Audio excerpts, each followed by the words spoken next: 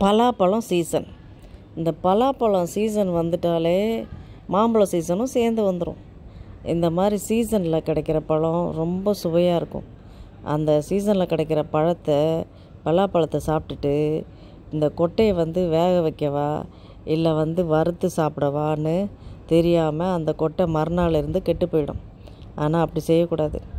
அதை மெனக்கிட்டு வேக வச்சு இந்த மாதிரி உரித்து குழம்பு செஞ்சு ஆம்பளை பசங்களுக்கு கொடுத்தீங்கன்னா இது எல்லாருமே சாப்பிட்லாம், நல்லா சுவையாக இருக்கும்.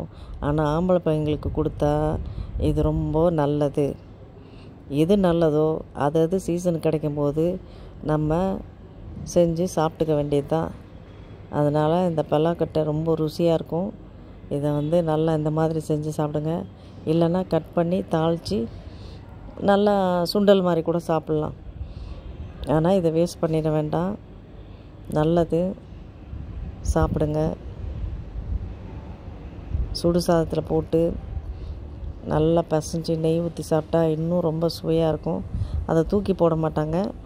அந்த பலாக்கொட்டையை அவங்களுக்கு வேர்க்கடலை நினச்சிட்டு சாப்பிட்ருவாங்க.